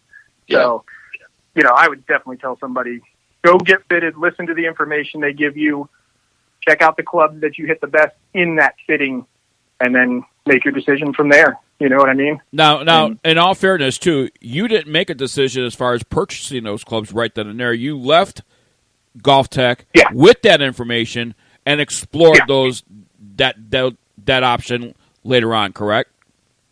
Yeah, we contacted a couple different companies, you know, and saw what prices each set tailored for me were going to cost, and then decided based on cost, actually, which ones I was going to go with.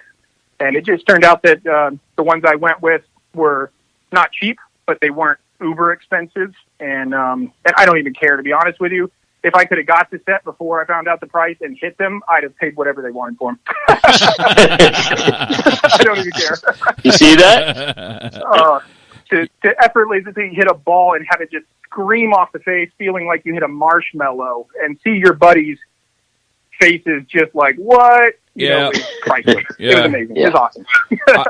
I'll tell you what, Billy, that's what the show's about, right? You know, you want to make golf more fun for that individual out there, and Randy is a prime example of that happening. You know, and for this, it's about he was fitted for the right clubs for his swing. Nobody tried to change anything with his swing. The only thing information you have given him regarding alignment, which you have just recently found out too by other people that have told you were aligned in the wrong way, and same here. So you're right. Yeah. It's one of the main things that people are having issues with is alignment. Yep.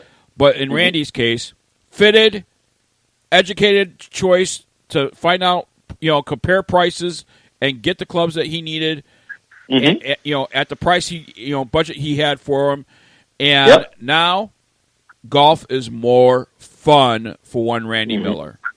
Yes, absolutely.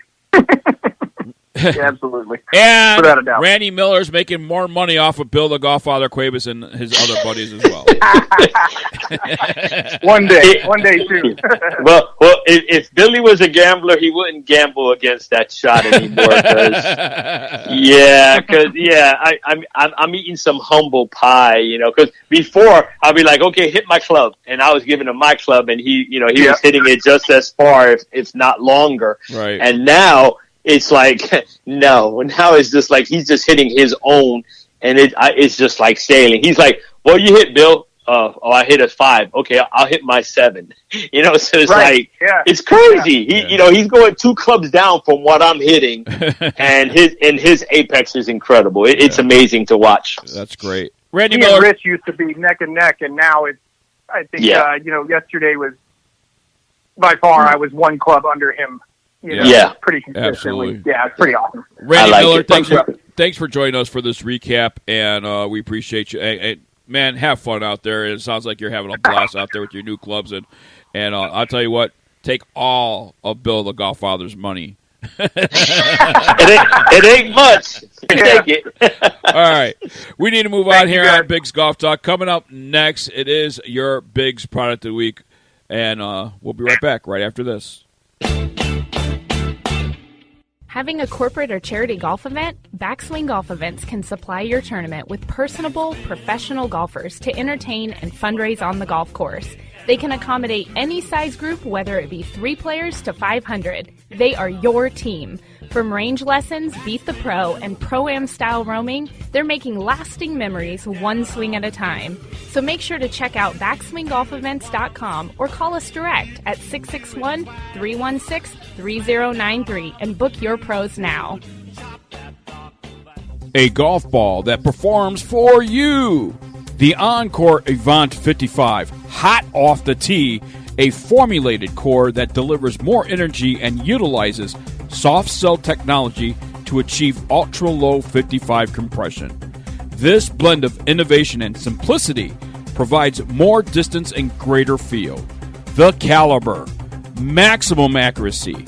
A patent hollow metal core creates significant rifle spin while reducing side spin, allowing the ball to travel along a straighter trajectory. The Encore Elixir Tour Ball, hot list winner. The premium cast urethane cover delivers a soft and pure feel off the club face and gives the Elixir ultimate greenside control, durability, and unmatched putting performance. Be sure to check out their combo packages and sign up for the loyalty program. Gift cards are also available. For more information, their website is www.encoregolf.com. And be more with Encore. This is Bigg's Product of the Week. Each week, Bigg Jon and the GolFFather select a golf product to feature. Here is Bigg Jon Vick and Bill, the GolFFather Cuebas, with this week's Product of the Week. Bigg's Product of the Week is sponsored by U.S. Golf Challenge with Tito's Vodka. Qualify for the King's Cup today by participating in a local qualifier near you. Visit usgolfchallenge.com or biggsgolftalk.com to find that local qualifier. Coming up in August, Tito's 36-hole major at Grand Geneva Resort. Looking forward to being there doing a live show on the 17th. After the first round is completed, Bigg's Golf Talk will be on the air. So if you can be a part of it, $500 for a 2-man team. You get 36 holes of golf plus all the parties and stuff like that, food and things, and all the nice little gifts that you're going to get from the event is all going to take place for $250 a guy, $500 a team. That's a great deal for that golf course. Bigg Jon Vick with Bill the GolFFather Cuebas and Bigg's Product of the Week. Billy, what is Bigg's Product of the Week this week? This one I'm really excited about. It's JP Wedges. This past week, leading up to his resurfacing into the world of media on Instagram, even me as an ambassador, I had no idea this thing was coming. I've been impatiently waiting and harassing to see any kind of sneak peek, but we finally got him on. He finally came out this week, and I'm excited to have him on so we can find out more and our listeners can know what's going on in the creation of the new JP. So rumors have it that James Patrick only turned on his phone just to put out teases, and after that, shut down his phone until he was ready to come completely out of the dark. Now, that's a rumor. I don't know if it's true or not, but that's what we hear from inside sources out there in California. Yes. I mean, he has to be the most secretive person I've ever known for the last 7 years. And it's got to be hard for the guy, really, because he has some really good friends. No, it's hard for us. Really good ambassadors. It's got to be really hard for him to keep this information inside. No, I don't think it's hard for him. I think it's harder for us. He's used to going dark and then creating all this wizardry and then coming out and blowing our minds. You know, it's like those super genius people that just give you a little piece at a time and then disappear again, and then they come back again. But we want JP to come back and stay. You know what I mean? Because people want JP, and I think this time he's going to stay out, and we're going to enjoy everything that he has to create. See, here's the thing. JP and myself, we come from the Midwest. JP, upper Midwest, up there in Minnesota.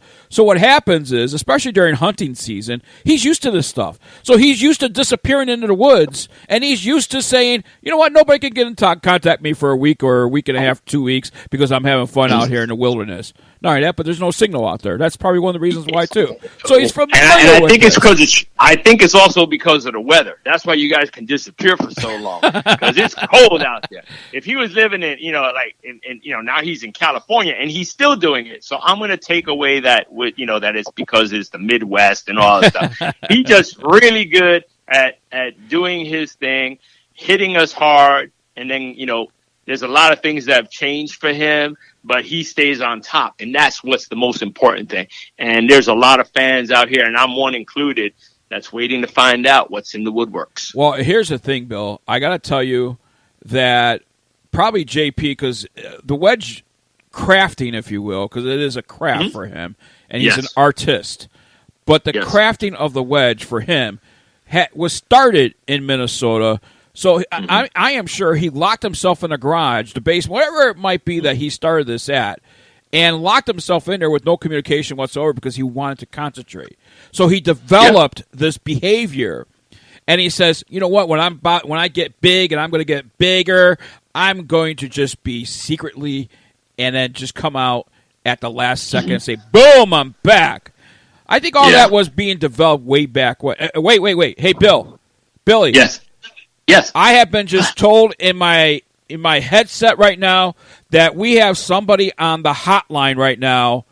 And ladies and gentlemen, it is JP himself that wants to break the news here on Bigg's Golf Talk. JP, welcome to Bigg's Golf Talk, my friend. How's it going? Glad to be here. Yeah. How'd you get the hotline number? Well, you're JP. That's how. He had Bill sent me some certified mail to my tree stand in Minnesota, and I figured I'd climb out of it and talk to you guys. Awesome. Well, the time has finally come. You're resurfacing. I don't know if it's a rebranding because you're still going to be JP Wedges, aren't you? Yeah, it's still JP. It's still, the roots of what I've always been doing, all about quality, performance, and aesthetics to make a product that, that is performance first, and at the end of the day, want to make that a timeless design. And what I want to do now, is resurface again. I know I've been teasing the marketplace a little bit, but I got some good stuff in store. I want to really kind of showcase the journey that I've been on a bit too. So that was kind of with that little teaser on Instagram at JP Golf Co. The other day to kind of show a little blank space. I'm starting fresh, starting new, utilizing all the stuff that I've learned over the years, and I got some pretty good stuff in store for you guys. So what have you been doing all this time? Have you been planning this? You've been, what have you been doing? I mean, we had you on, I don't know, it could have even been a year ago from today, but what have you been doing with yourself over the last few months? Yeah, well, as I left Titleist, you have to spend some time to figure out what exactly, what the path is best for you. So I went and kind of talked to everybody that wanted to talk to me, reached out to people that I wanted to talk to kind of determine what was the best path for me, post Titleist.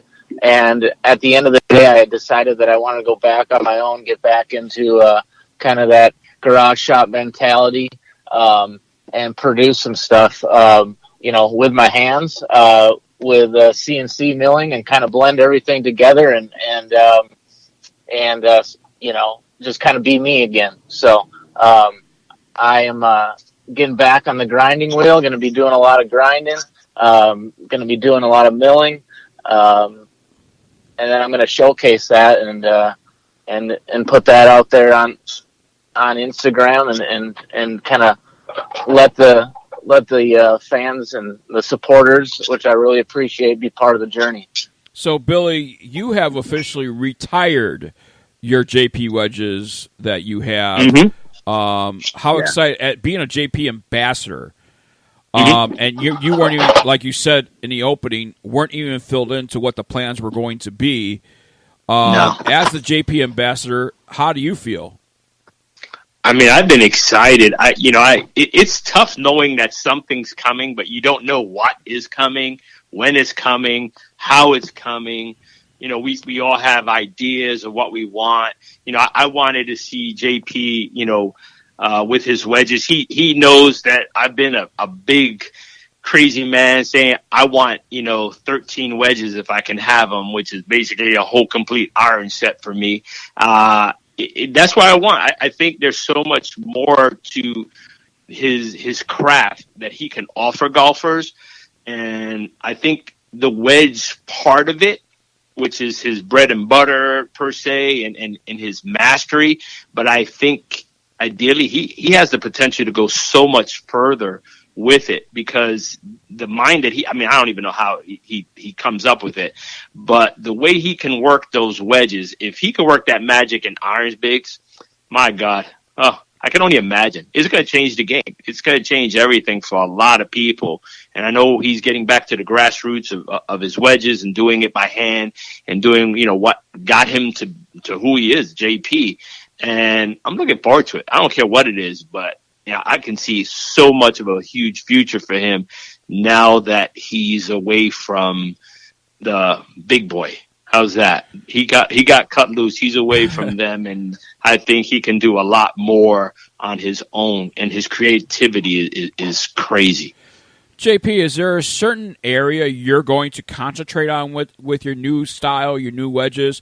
Is it going to be less customization, more customization, just about the same customization, and concentrate on performance, or kind of both? Well, we're going to concentrate on performance first, as always.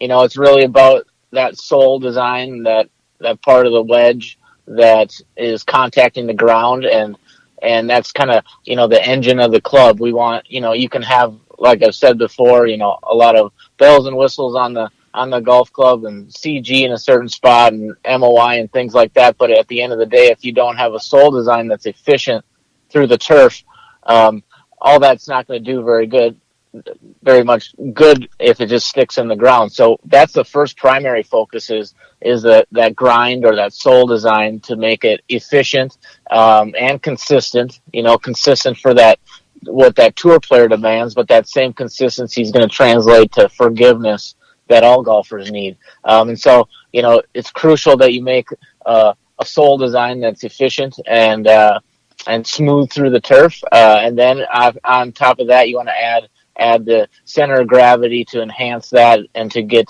the sweet spot in the right spot to maximize energy transfer and things like that, to get distance control, feedback, and feel. But from I'm going to still do a lot of customization. I'm going to keep it fresh.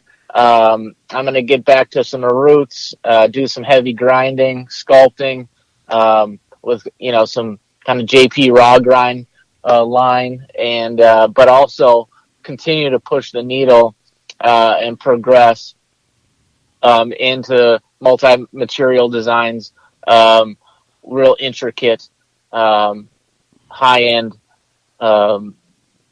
designs on that front too. So I have a lot in store, from the bandwidth to be able to, get back on the wheel and do some really, hands-on grinding out of the grind house here, my shop in San Diego, California right now, and then continue to progress in that multi-material element as well. So I'll have I'm going to have a few different lines that I'm going to come out with, to basically, satisfy the masses potentially. So from high end, it's always a premium product.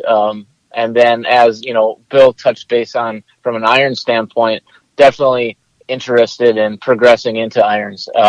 Wedges were the foundation, and I'm going to obviously continue to do that. But a natural progression is that iron set, and a wedge and iron are very similar.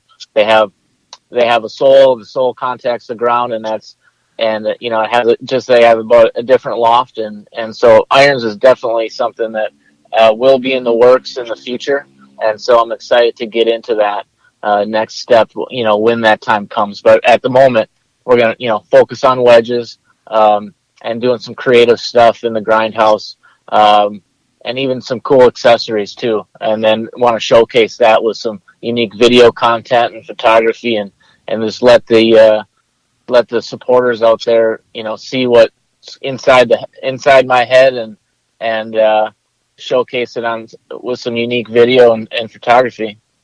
Sounds like you have a great plan in store. I mean, it probably took months and months to come up with that business plan and all that. Will your wedges be available both left-handed and right-handed? They're only going to be in right-handed right now, and to be determined when left-handed becomes available. But yeah, it's only right-handed only at the moment. And how will people be able to find out more information of releases and things like that with JP wedges? The main source of information is going to be on Instagram at JP Golf Co.